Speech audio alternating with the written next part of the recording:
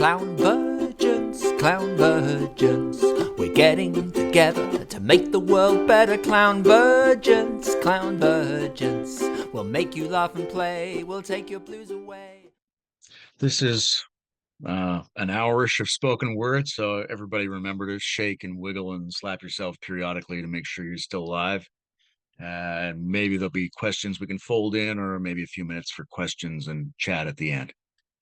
So I'm Layman Pascal from the Metamodern Spirituality Lab in a hyperdimensional elf world, I guess. And this talk is called "Trick or Treat: The Future History of Heterodox Transrational Wisdom Culture." The trick or treat part of that title concerns how we evaluate the role of the trickster, the clown, the so-called crazy wise figure as an educator, particularly as an educator in esoteric, spiritual, or existentially developmental matters, which is where I spend most of my time. What makes a trick or a trickster either more or less like a treat? And maybe what's the trickiest possible way in which I could speak about that so that even a very smart listener can't quite tell whether I'm describing something profound or sliding just off the semantic game board into an ocean of hypnotic gibberish where I reconfigure the basic grammar of communication in a somewhat dubious fashion. And with a little vision logic, as they say in integral theory, you can almost see an unusual shape in something like the last sentence. Maybe not, but you take my word for it. There's a movement in there, like a train or a roller coaster, a structure of moving conceptual rhythm that traces the transrational edges of knowledge. Not a song-like rhythm, but something where there is rolling and flopping and twisting and zooming and cartwheels and fake outs and strange faces. And for me, a subtle resemblance to physical clowning that edges into view when we sway beyond ordinary sentences. For example, when I was a kid, I loved climbing trees and seeing how far I could travel from tree to tree without ever touching the ground. And it involved leaping and swaying and bending and strange geometries and acrobatics. And the really interesting thing for me was that the first time I ever got what Heidegger was trying to say was because I read a long abstract sentence he wrote, and I saw that what I had to do to go along with that sentence was basically a semantic version of a physical move that I used to do when tumbling cartoonishly from one young hemlock tree to another.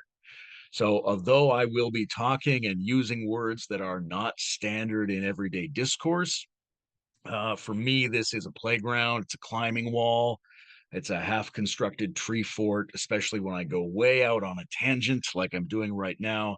And I'm hoping that these sorts of moments and this sort of perverse language structure is what actually presences the part of me that I would prefer to be expressing today. So I was talking about what makes a trick into a treat or not when it comes to trickster teachers. What are the ethics, for example, that are needed to make it more likely that confusion, transgression, humor, and complexity play has a positive rather than negative role in wisdom oriented exchanges and in deliberately developmental spaces? When is someone a trickster simply because they lack the strength and solidity to show up as a truly human friend and a rationally consistent ally? And when is someone a trickster because the natural, flexible range of their nuances and understanding has become so intricate and multifarious and jungle like that you're almost bound to get lost in or surprised by or run into some strange creatures whenever you explore their authentic inner territories? I would say that the kind of existential development that I prize most highly is highly idiosyncratic, deeply personal, and reveals the weird animal species that you are, and that this almost always exists in a certain tension with the simplified functional categories of ordinary life, and also with conventional expectations that many people have for generic human and spiritual development.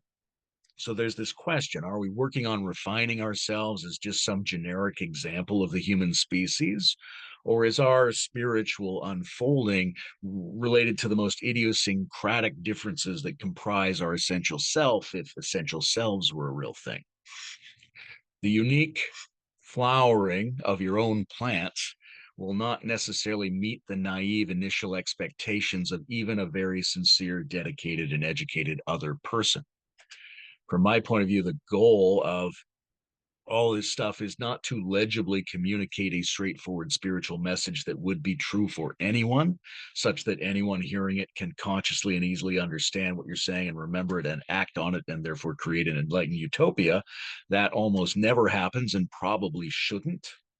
The living form of developmental communication, as far as I'm concerned, passes from one person's depths via their peculiarities of expression into the subconscious intelligence of another person, who then has insights or impulses peculiar to themselves, which unfold at an equivalent depth, but with a completely different look and scent. So that's tricky, possibly something a mind clown would do. There's also a kind of trickiness inherent to what I would call full spectrum spirituality, meaning personal and interpersonal work that grows along all lines of intelligence, all chakras, let's say, the full richness and strangeness of the human being, so that this thriving, full garden of plural selfhood is sometimes heartfelt, sometimes ironic, sometimes aggressive.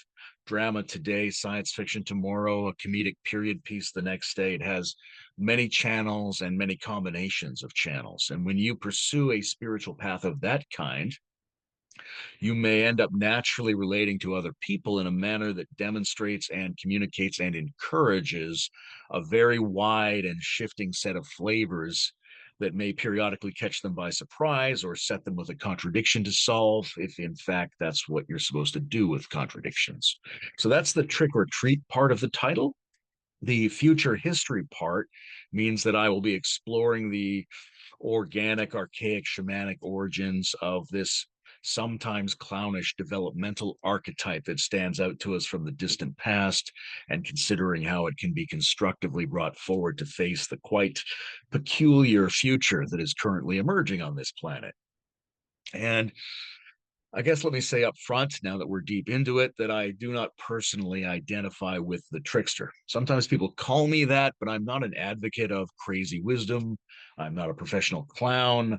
I think it's important to put dharmic and ethical limitations on the kind of indulgent nonsense that lets people inconsiderately interfere with each other under the auspices, yes, auspices of some kind of tricky, complex spiritual teaching role. That's all very suspect. On the other hand, it is possible I could just be saying that I'm not a trickster so that I can step outside of the conventional notion of what a trickster or clown might be. Who would want to be a conventional trickster? The guys I knew in high school who were the most rebellious and anarchist were the first ones to get steady jobs, houses, and families. And it turned out that their rebellion was recognizable as rebellion specifically because their rebellion was a kind of conformity. They rebelled in the conventional way. I mean, what kind of anarchist uses the standard anarchy symbol? Gone. So, in order to think about the role that this kind of development plays now and in the future, let's go upstream and pretend we know where it came from. Let's get into the prehistory of what Terence McKenna called the inside outsider. There are various ways to do this. We almost always end up straddling anthropology and history and mythology and religion and cognitive science in some transdisciplinary hybrid. But today we'll go at it initially through the lens of shamanism. What do I mean by shamanism? The word is not important in itself. In fact, it would probably be foolish to explore the word. So, 20th century Western social anthropologists invented this term based on a word from tribal Siberian culture. It became an emblem for the general figure of medicine man, medicine woman, or medicine in between person. This archaic and indigenous progenitor who lurks upstream from what civilization has come to think of as a whole swath of roles: the priest, the mystic, the yogi, the artist, the saint, the psychotherapist, the philosopher, the comedian, the storyteller, the mythologist, the cognitive science, the performance artist, the ecologist. These are the organic, archaic source points of what will later become both esoteric wisdom traditions and creative, energetic cultural explorers, in a category I would put clowning into for sure. The figure of the shaman was initially regarded by people like Sigmund Freud as the epitome of ancient neuroticism. Their strange, public, theatrical behavior stood out to him as marking them as obsessive, hallucinatory, fetishistic figures of dysfunction.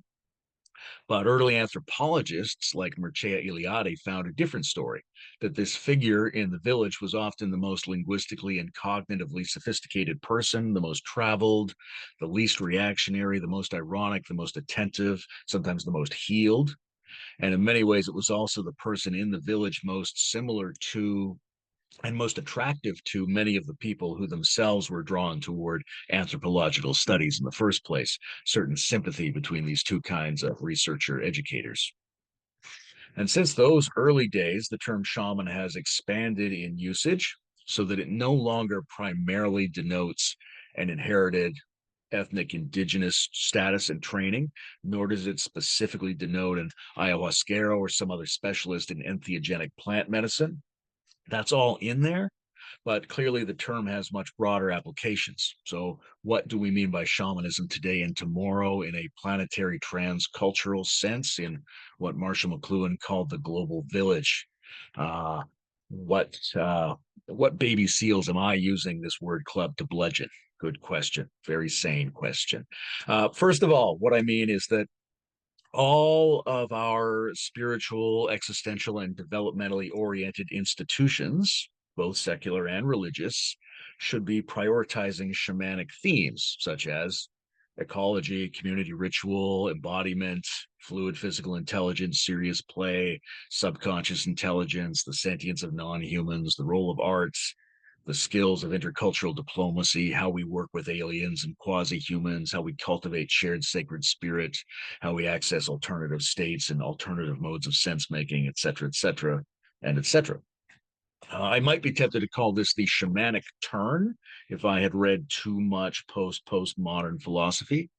What I'm saying in general, I guess, is that we have institutions and traditions that are supposed to cultivate human beings, supposed to deepen our shared we space, supposed to plant something in our God shaped whole, supposed to help us grapple with our collective conundrums. But we can have those institutions, those traditions in different ways. Some of those ways might have the side effect of making the general meta crisis worse, and others might have the side effect of making it organically better, even if we're not sure how. Right? There seem to be very straightforward and effective traditional and modern solutions that turn out later to cause more problems than they solve, and other more mysterious responses that somehow solve more problems than we initially knew about. There are structures that we see in nature, especially in the bits of nature that seem the most magically natural to us. They often have this characteristic. Nature is parametric architecture, if you know what that is. It's adaptive, anti-fragile processes trying to thoughtlessly solve for multiple fluid concerns simultaneously. And it does this by flexing parameters and different emphases in a relational manner so that a local best fit solution routine emerges. And that usually takes a notably organic, complex, but strangely coherent form that might look as peculiar and enchanting as any clown might wish to look. I think of the shapes of mushrooms and beaches and molecules and vines in the trees and strange birds fluttering oddly in the breeze. Most of what I would think of as natural science is human beings pondering these odd seeming choices, these strange shapes and strategies in nature that don't look like rectangles or circles or boxes or any of the simple geometry that we would come up with, pondering and testing these complex, beautiful strangenesses to discover over and over that they are doing a lot of good work in a lot of directions simultaneously. That these strange vegetative and animal and ecological formations are solving more problems than we knew were present. They go outside of our window of context about what they are, and they fall back into that window of context again. So our society, our philosophy, our education, our spiritual and moral systems, we could do them in ways that are more like boxes and circles, or we could do them in ways that are more like mycelium and phytoplankton and the octopus of the nervous system. We can approach civilization problems from simple systems that seem understandable to us and we'll get impressive short-term solutions, but maybe accumulate background problems and stagnation. Or we can approach civilization design in a way that is more charming, more surprising, and more imbued with how organic complexity strikes us as an aesthetic. In order to do that, our general strategy would have to be more shamanic, or any other word that means using multiple kinds of intelligence and ecological and relational sensitivity to produce viable cultural and infrastructural patterns with special input from visionaries, development experts, right brain weirdos, and whatever kinds of wisdom clowns they used to paint on cave walls, caught in the act of transforming into giraffes, or wearing severed hippopotamus heads as hats, or meditating on stumps with erections surrounded by the cryptic eudaimonia of the animal spirits, imaginally mediating between the subtle dimensions of ecology and humanity, or so I'm told. So a shamanic revival, one that is contemporary, emergent, planetary, etc., is not for people who self-identify as shamans any more than it is exclusively for people who have a ethnic context where they're called shamans by the people around them. It's something that needs to be a general orienting feature or sensibility of every culture, every tradition, every community going forward. It's a way of saying complex organic religion or complex organic human development. And it brings me to two playful words that I often highlight to get this conversation past conventional cul-de-sacs. These words are meta-shamanics and shamanoids. Meta-shamanics is my name for a pragmatic study of human potential, that a research that is informed by multidisciplinary meta studies, that is oriented to deal with the meta crisis of the time and the collective metanoia needed to shift with that. Research into the shaman that is informed by emergent cultural and intellectual trends like integral thinking and coherent pluralism and game B and liminal culture and metamodernity and all those things, if you have any awareness of what's going on in those new culture zones. And one that's not interested merely in protecting shamanic lineages, but also in a practical understanding of the meta level dynamics of how they're produced, reproduced, unfolded, innovated into a multiplicity of different characters and lineages and lodges. And the presupposition of thinking about meta shamanics is the shamanoid. This is going to pertain very directly to, I think, a good percentage of the people who show up in clown-oriented spaces. So a shamanoid is a proposed class of neurodiversity, a certain neurological genetic type that is evolutionarily and culturally conserved over history because of its relevance to the sanity and flourishing and collective intelligence procedures of human groups. This type of person, and we use the phrase lightly because it's on a sliding scale. These people are not fundamentally different from everyone else in the tribe, but these are who are those is just emphasize some normal human tendencies relatively more in contrast to the people around them. They're the kind of people who might have been anciently selected in a healthy human situation to be the next iteration of shamans or sages or witch matriarchs or whatever variant was in play at the time. So these shamanoids have an interesting cluster of attributes, including some quite clownish in my view. There's a kind of absurdity in what these people find worthwhile about speech and attention and thought. They behave strangely. The tribal villagers run into them coming back from the graveyard covered in ash and aren't quite sure why. They seem to have invented a lot of the old customs, like face painting, putting bones in your noses, all that stuff that goes into our imaginary version of what archaic human beings were like. They seem to like to get out of their minds a little bit by whirling, chanting, dancing, eating peculiar vegetation that maybe dreams or peripheral entities have suggested to them. They like to sit in contemplation while others are busy and act out weird things when other people are sitting calmly. They have peculiar approaches to what's funny. Let's say they are instinctively interested in altered states of consciousness, in flow, in ecological intelligence and imaginal bodies and subtle energy dynamics and the viability of mostly improvised ritual of various kinds. They seem to feel alien no matter how much they fit in. They have a more than normal motivation and capacity for inner development procedures and mentors who focus on inner exercises. They're kind of driven toward in between conditions, the thresholds.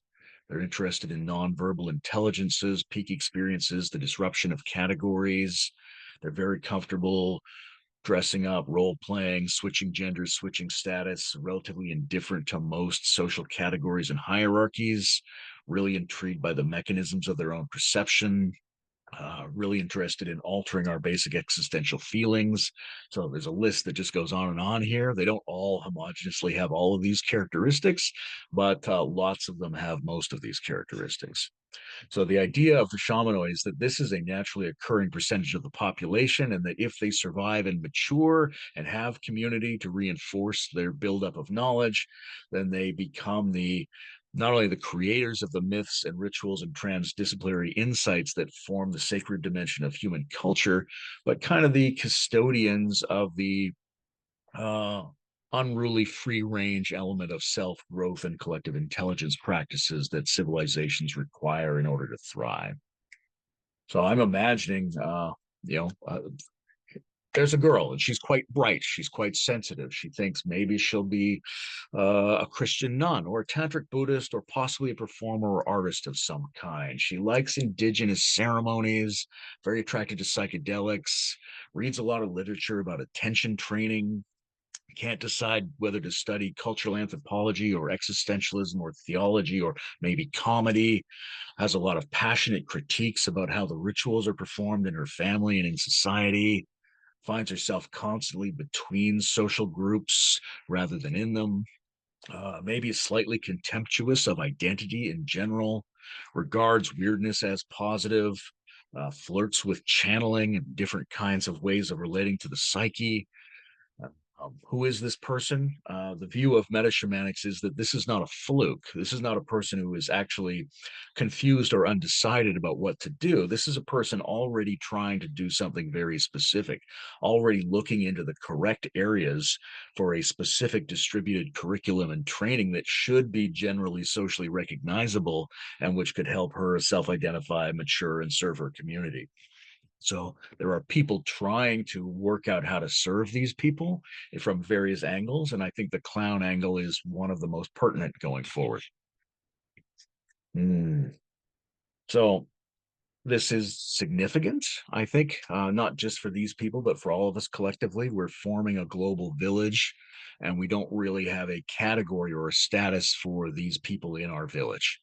Under the conditions of modernity, they've been largely neglected, maybe in the madhouse or the cults, or haphazardly trying to find some niche as a healer, as a horror writer, as a psychotherapist, as a trance inducer, maybe a clown of some kind.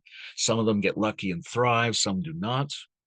In the gaping annals of history, we see that there have often been renaissances where these people were flourishing, but there have just as often and maybe more been periods in which they were neglected or actively harassed, suppressed, murdered, burned. Just as an aside, oh, this always gets me. Can you imagine how stupid it is for a community to burn your witches? It's like they're your witches. Don't you think you might need them for something? Don't you think it's likely that instinctive, esoteric, spiritual weirdos provide something that an institutionally trained representative of a popular book cult won't necessarily provide? But aside from that, the problem here is it's not just the dangerous marginalization of the shamanoids. It doesn't just have negative effects on the people who get burned or ostracized or have to hide their strangeness in some little niche unless they can find a new form of community to support it. It also has negative effects on collective human action. If you look at classic shamanic activity in archaic culture, you see how central it is to things like establishing a shared vibe that wards off polarization and civic despair, how central it is to the intelligent use of ordeal and ritual and mobilization of people outside the normal regimes of food and reproduction. how crucial it is to decoding the collective unconscious and establishing good relations with other tribes and alien others of all kinds, how instrumental this character is to mediating between human needs and ecological mysteries, and the role that they play in psychological and emotional healing, not only for individuals, but for communities. So there are a lot of necessary shamanic inputs to collective intelligence and collective sapience. They even have a kind of a political function. Right? If everything is rolling along smoothly, great. Just ask the chieftains and the matriarchs what to do. But if the people or the world or the technology is disrupted or mutating and the world feels weird, then you'd better go get the inside outsiders who are often at the edge of the village using words you don't understand and trying to feel the invisible things. Right? You might need them at that moment.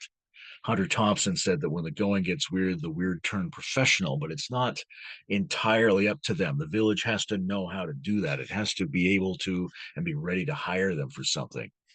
Because we can imagine a scenario where, completely fictitious, if we were to live at a time when everything we heard about the world was really strange, when the news was one long cavalcade of disruption and astonishment, when the very nature of nature seems to be changing, where people are transforming physically, mentally, emotional, the tools we're using keep changing. Irrational archetypes keep spilling out of the collective mind. There's peculiar juxtapositions in every direction. Uh, your phone is a clock, as a TV, as a day planner, as a spy, and this phone is a clock, as a TV, as a day planner, as a spy of yours can now telepathically communicate with every other phone as a clock, as a TV, as a day planner, as a spy in the world. And you've heard now that they can think for themselves and they're smarter than us. And we're going to Mars. And by the way, we've bred new dire wolves. We can change our bodies. We've got mammoths again. The president's a reality TV host who doesn't seem to make any sense any of the time and always puts people in trances or blows their minds. Right. So there's an argument here that when the world is absurd like it is now, people instinctively crave the guidance of an absurd shamanic clown. And for example, if your political party runs a conventional chieftain or matriarch against a wild public shaman, regardless of his other attributes, there's a chance he can easily beat you because strange times require strangers. And maybe we're in an age of clowns, and maybe it's here to stay for a while, and that we should not assume things are going back to normal. And therefore, we need to educate each other to be better clowns just in order to surf and to help in the strange days of the time between worlds. There are many subskills involved, I think, in that kind of education. Some of them have been explored elsewhere in the Clown Vergence event. I'm going to focus on a couple of them, which I think Clown Verge with spirituality and metamodern or liminal or integrative philosophy, which just means this isn't going to help. Meta philosophies or meta theories that interconnect diverse types of perspectives, values, and worldviews that move fluidly and roll between and get ambiguous between alternative viewpoints. So the thing that stands out to me is oh yeah, years ago there was this Danish public weirdo you might have heard about, humorist and iconoclastic spiritual teacher. Great name, Soren Kierkegaard, definitely shamanoid under modern conditions. Wrote a lot of smart, funny, off-putting books, particularly one with a lot of multiple contextual identities and value perspectives. He called this either or, either slash or. This book became so notorious that it was popular in the counterculture to start saying things together with a slash mark. And then later, we get these two forms of meta-contextual transperspectival culture that try that. One is associated with this notion of integrative philosophy. It says both and, both slash and, between all the different values and perspectives. And the other one, famously, is a kind of improv theater and comedy, which has the ethic of yes slash and. Now, I'm adjacent to some of these new philosophical communities, which led me to develop a thing I called the metaphysics of adjacency to really highlight that slash, if you know what I mean. And what would it mean? For example, to be either or and or both and while practicing to be more yes and about things, right? A smart, good humored, improvisational, transformational metaculture. Maybe not right for everyone, but we might need a few 100,000 more liminal souls in the Venn diagram overlap between those things if we wanted to see complex, benevolent civilization upgrades. I have a friend. Here in Canada, the cognitive scientist John Vervaeke, who talks a lot about serious play as the driver of maturational complexification in children and the necessary ethos in which a new scientifically backed wisdom cultivation culture could emerge.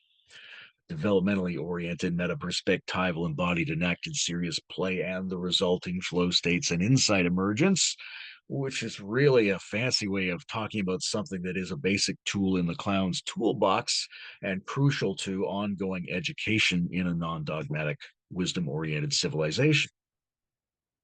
I would think that it's not a coincidence that the co-emergence of improv and clowning as a thing and coherent pluralistic philosophies and evolutionary spirituality and serious play occur in tandem with each other and also in tandem with the comedy explosion, let's call it, the prevalence, significance, salience, and relevance of humor as a mainstream and avant-garde cultural force, which has been growing decade by decade recently. Humor is a form of play in which very often the shamanoid anciently creates healing and shared spirit by short circuiting social pressures. And it is also a kind of logical structure that has a lot in common with both meta theories and spiritual training systems that revolve around paradox states. So, metaculture, spirituality, and comedy all rely upon flexibly structured state experiences of coherent astonishment. They're what we call transrational, not irrational or pre-rational, something which goes beyond and includes reason.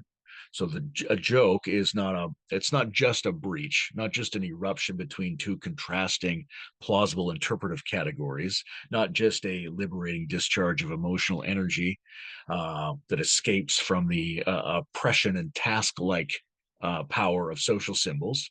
It's also what philosophers call an aporia, in which attention hovers momentarily outside the parallax of perspectival overlapping frames of meaning. And the degree to which we can access this condition that coherently experiences the limits of ordinary meaning making gives us the opportunity to practice our convivial, sincerely ironic disposition, even when it's edgy, and to expand consciousness into a joyful space beyond ordinary social and symbolic reasoning. That's our growth space. And it's not just the neutral emptiness that forms the background of consciousness and the silent pause between thoughts. It's fluid, it's enlivening, it's generative, it's improvisational, and it's absurd in a lot of ways.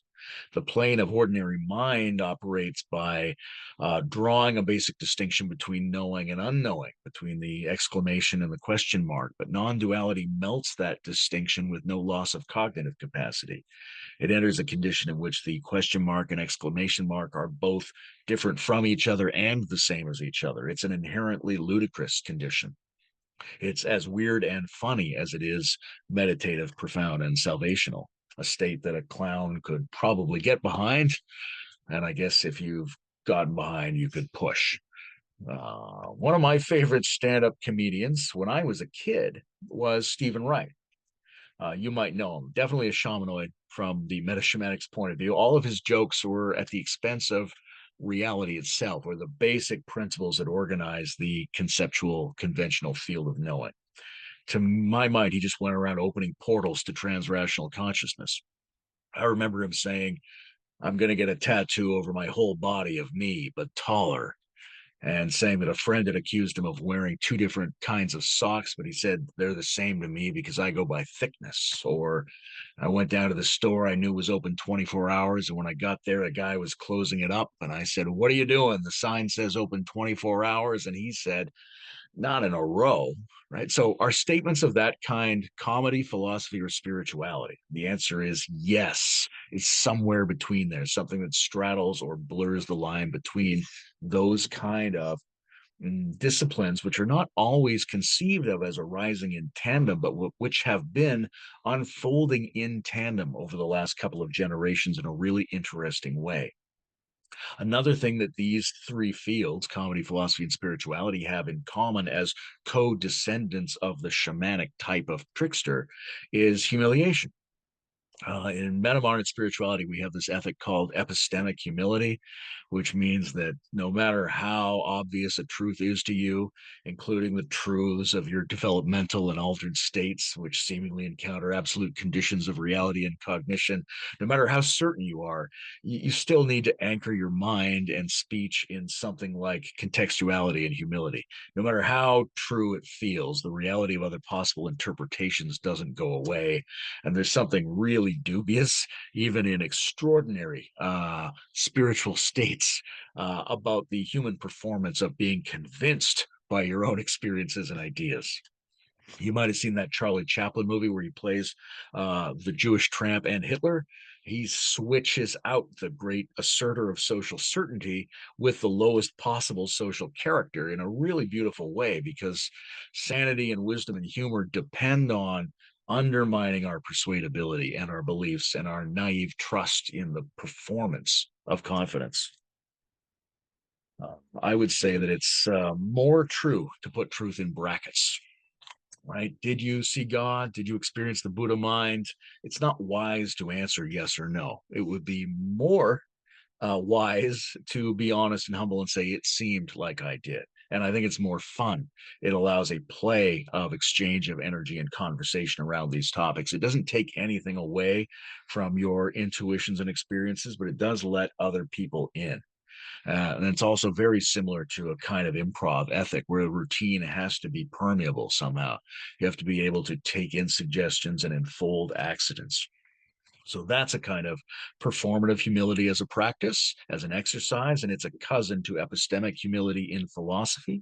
And they are both, I would say, related to self humiliation as a practice in comedy and spiritual development.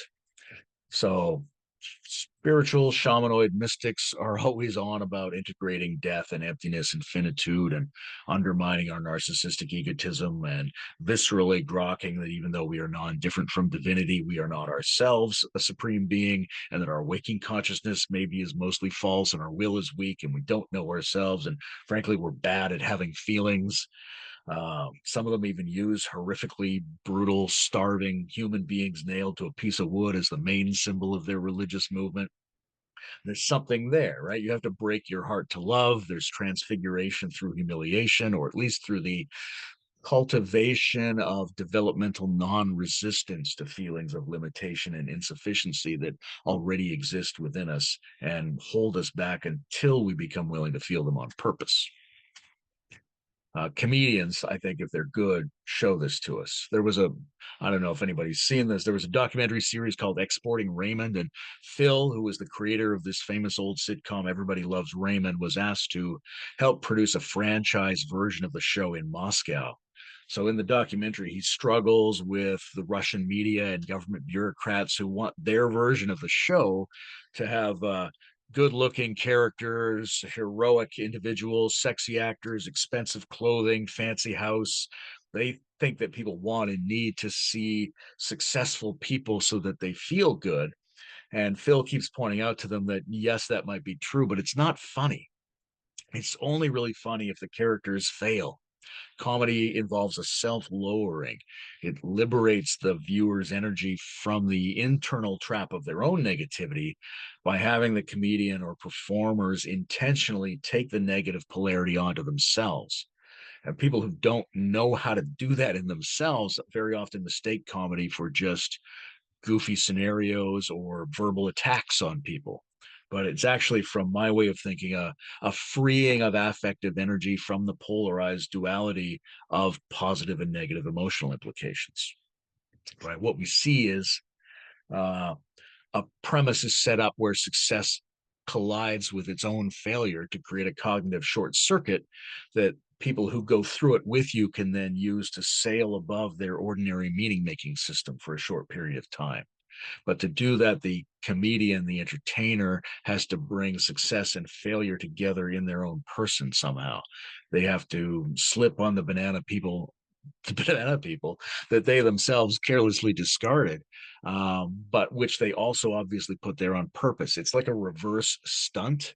right? It's like saying, watch me become the negative thing that our positive attempts are always trying to avoid. And therefore, it has the same structural logic as self-developmental exercises, which are aimed at moving us from vanity to humility, from egoic certainty toward coherent fluidity. Right. I think what we're learning as a civilization now, or as part of a developmentally oriented improvisational metaculture, a doink, is that intentional suffering and intentional failure and intentional thwart are desirable facets of a growth mindset. Maybe you read Carol Dweck's book on the growth mindset, or maybe you smoked it. Anyway, what it does is it challenges the naive implementation of self-esteem culture in education, because in practice, that almost always looks like rewarding people for being who they already are, rather than for efforts they make to grow and change and challenge themselves. And it turns out, if you go too far into rewarding people for the attributes that are just part of who they are, height or looks or memory or natural aptitude for math or English or whatever, it tends to make people more lazy and fragile. Right? It makes you hold on to a shallow version of self-esteem that reinforces a deeper emotional hole. You might not even have known there was a deeper emotional hole, but it's there. It's just below the regular emotional hole, and it's teeming with snakes, while you're getting congratulated for showing up and just being who you are. Now, we knew it was bad to pick on kids for being who they are, but it's bad also to congratulate them for just being who they are. Not that there isn't intrinsic dignity in beings, but our access to that is enhanced through efforts and risks and encounters, particularly in the growth mindset, in encounters and efforts with things that we aren't good at yet. Or if everyone says you're really smart because you get those great test scores, you probably then don't want to do something that makes you feel clumsy and inept and lumps you in with the dummies. Right? Your arbitrary existing skills become your identity, which limits your growth, limits your resilience, limits your wisdom and access to authentic self-esteem. So to get those things back, you need to make efforts to do what you're not good at. I used to teach yoga, and people are always telling yoga teachers that they can't do it because they're not very flexible, which is the point of doing it. It's not a club for people who are already great at it. It's an opportunity that is best for people who don't feel competent and who anticipate that some discomfort and effort will be involved. So the clownish teacher, the trickster pedagogue in the doimk, which I'm sure you remember me mentioning a few moments ago, promotes our ongoing inner growth and our multiple intelligences, in part by making failure and humiliation and insufficiency sound like it might be a good idea. Very similar to the comedian who operates as an astonishing, proactive, and oddly cocky self humiliator in public spaces. And so that's something that stands directly in my mind in the lineage of the shape shifting organic weirdo priests and priestesses who go back further than recorded history. But that doesn't mean it's universally a good thing or that it's always done well wherever it shows up. There are problems with this kind of a figure and this kind of a teaching promotion.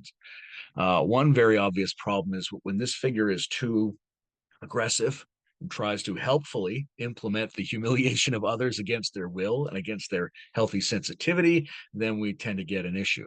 Right. We want to encourage people to stop fleeing from their negative feelings of failure, humiliation, silliness, ineptness, confusion, and start humbling themselves and trying things that their egotism is rejecting, and start accessing states in which ordinary identity and success are outshone by something else. But that easily becomes micromanagement, meddling, constant critique, unnecessary schemes for humiliating people. At that point, the trick is no longer a treat. Useful suffering is modulated and voluntary. Right. You can do a professional wrestling body slam on someone who's prepped. But if you do it to a stranger or someone who's not ready, there's a real possibility of damage. And I mentioned professional wrestling because I think that is an authentic version of clowning, and one which might tell us a lot about how contemporary politics, at least contemporary American politics, operates now. So the trickstery teacher, whether we're talking about the comedian or the philosopher or the saint, is experimenting, making mistakes. That's fine, But they have to know that that's what they're doing and not assume that their access to interesting intuitions and altered states means that they are always perfectly justified about everything. It becomes an ethical problem if they cease to look for the line. They say this about comedians too, that comedy requires us to sort of touch the electric fence, to go slightly outside what's acceptable to locate charged material. And to find that moving edge, you have to cross it many times. You inevitably overstep the line. And that's fine if you are trying to find the line, but it's not fine if you start deciding that everyone who says there is a line is just an idiot who has wrong thinking and bad values. So we need a culture and orienting ethics that allow people to perform and receive tricky, idiosyncratic, counterintuitive, countercultural reversals as part of their play of learning and growing, but in a way that balances risk and safety, sanity and madness, seriousness and play. And the lack of that balance has been at the heart of some very reasonable critiques about the trickster lineage, which, by the way, is there a trickster lineage? It will not surprise you that the answer is sort of. I mean, we have this notion of the good-humored, complex, organic shapeshifter shamans, and maybe the kind of mind-blowing psychedelic mood of primal spirituality, coupled with ritual ordeals of humiliation taking place outside normal sensitivities and the normal habits of social life. And we can trace down from that imaginal figure through the heyokas and the avid hoots and these different kinds of creepy, funny, weird lines of saints and educators in traditional cultures, and sometimes into more formal lineages in which jokes and astonishment are the uh, part of the comedy like access to states of transrational awareness. One you probably all know about is Zen or Chan or any of the other different names it gets in different Asian countries, who I can blithely ignore with imperialistic bravado. Zen has deep resonances with the clown streak in spirituality because it features preposterous reversals, outlandish moves, paradoxical teachings. You might know a bit of the history of Zen, or maybe you don't. The story is there was a place called Vulture's Peak, and Siddhartha Gautama, the Buddha, called a special meeting of his top students at this special, terrifying picnic spot in the mountains. He goes to make a statement and instead picks a flower and smells it. Most of them are appropriately perplexed. They're leaning in, but nothing. Only one of them starts to laugh. And this laugher is called the Great Turtle, the Mahakasyapa. And from him, it is said that we get the transmission outside the scriptures, and it flows down from mentor to student all the way centuries later to Lord Whitehead, who people call Sri Nagarjuna, who creates a form of transrational ultra logic where you move back and forth between equally true and mutually impossible statements. It is and it isn't, or it both is and isn't, or maybe it's also neither is nor isn't. Um, and that, I think, is the origin point, according to some graffiti I saw in a really rank public bathroom, of the style that we see in the Zen koans later. It's a logical and verbal formulation that undermines the difference between sameness and difference. And by repeatedly staring at that tension, at that particular wall, encountering that boundary where neither sameness nor difference can be removed, periodically, if we do this with sincerity and passion, we have this kind of existential orgasm where another form of knowing activates and all possible questions are already solved and the highest possible truth exists even in the lowest possible form. Ta-da! And that koan practice is an awful lot like jokes.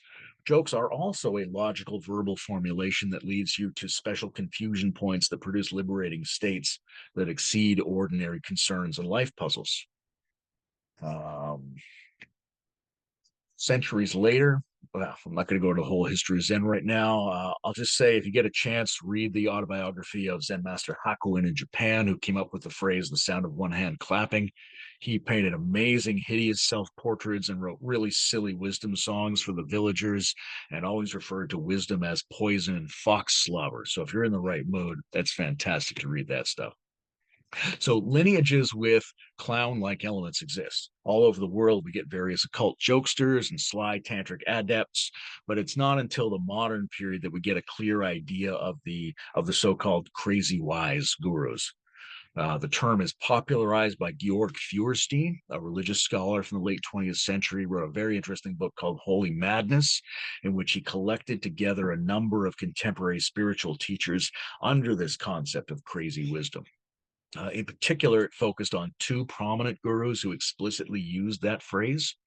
Chogyam Trungpa Rinpoche, Kagyu Tulpa, who fled the Chinese invasion of Tibet, and a maverick American trained in India who was eventually called Adi Da, but changed his name and his teaching style very regularly. Feuerstein also included people like Osho Rajneesh and Lee Lozowick, all of them funny, smart, idiosyncratic, creative weirdos who excelled at spiritual insights and altered states. And around that time, it became a kind of fad to discuss these people as crazy wise adepts in a great lineages of such figures who were notable for using counterintuitive, unconventional behavior to break up the normal psychology of students. And that move is, I think, true in some sense, weird in another sense, and dangerous in a third sense. Probably at this point, we already get that a more complex, fluid, organic version of spirituality can elude conventional sense making and propose growth oriented and liberating reversals. And also that there's a danger, especially when a formalized social status emerges, that one feels entitled under that same logic to violate other people in order to theoretically help them. This problem, of course, is not limited to trickster teachers in spirituality. Ordinary churches and families and political parties have the same problem. But there, I wanted to highlight the weird part of it. I think is really uninspected. If you look at the ancient records of a spiritual teaching, which asks people to transcend and grow beyond the ego or something problematic in their character, the way it's almost universally described in the past as is transcending weakness or selfishness, right? You can't control your attention, you're angry, you're a thief, you're a liar, you're too fearful of death, you're mean to others, you're vain. It's that kind of stuff, right? There's a famous Zen story. General knocks on the door of the master and says, "I wish to become wise so I may escape hell and ascend to heaven." And the master scoffs and he says, "You go to heaven? I don't think so. You're the stupidest, meanest, least enlightened son of a bitch I've ever seen." The general gets furiously angry and pulls out his sword, and the monk says, "This is hell." The general catches on to what's happening and puts the sword away and says, "Forgive me." And the master says, "This is heaven." Right? So you see in a story like that what they were thinking about overcoming at the time: ignorance and reactivity, overcoming lack of virtue. But it's very contemporary, maybe even very meta, to think that in order to grow spiritually, we also have to overcome our own morality, our own habits, our own social conditioning, man. Postmodern people have started to feel that they are not just held back by lack of discipline and lack of virtue, but also by believing in good and evil at all, by believing in language, by obeying street signs and voting and participating in the system, and by our neurotic internalized cultural assumptions. This is a very late 20th century, very post 60s attitude. It combines the explosion of social critique and cultural experimentation that goes on at that time and still does now with traditional teachings about the growth of consciousness. And it's here that people start expecting spiritual teachers are also going to help them with their hangups, help them grow beyond their cultural conditioning, help them start a whole new society with colorful clothing and casual sexuality. And it's here historically that this whole thing about crazy wisdom appears. It's a kind of a collaboration between teachers and seekers who co-enact these really interesting situations where the teacher is praised for interfering with your sense of what's normal and decent and traditional. And it's wonderfully strange and frustrating when you've got ashrams alternating between fasting and feasting and meditation and wild parties. And a lot of people are thinking, great, at last a teacher in a community that's really going to help me overcome my neurosis and social assumptions. Right? Maybe we think a little bit differently about it today than in 1968, but there was a lot of energy around this, and there's probably still a place for relatively safe versions of this stuff where people are training to do some bizarre religious Cirque du Soleil. And you can definitely get more clownish there than when people are doing theological somersaults and pratfalls and shooting themselves out of cannons with each other, jackass style, than when they're doing their spirituality well behaved in the pews. Now, I suspect I'm probably coming toward the end of my rabid monologue. The only other thing I really wanted to mention today was, as you will no doubt remember, although I didn't mention it, the hyperlinguistic significance of the implicit transcendental in the form of the liminal. Now, that might sound like I'm using really big intellectual words, but no real intellectual thinks I said anything that makes any sense. So don't worry about that. And if you warble south with all those marbles in your mouth, you will probably realize that what I'm saying right now is not contained in the words of this particular sentence that ends with the word bread.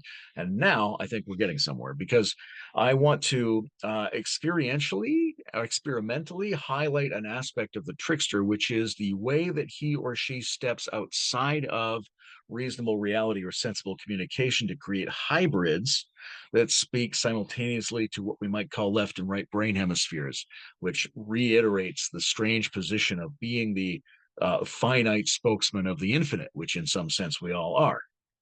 Did you ever see the original Twilight Zone?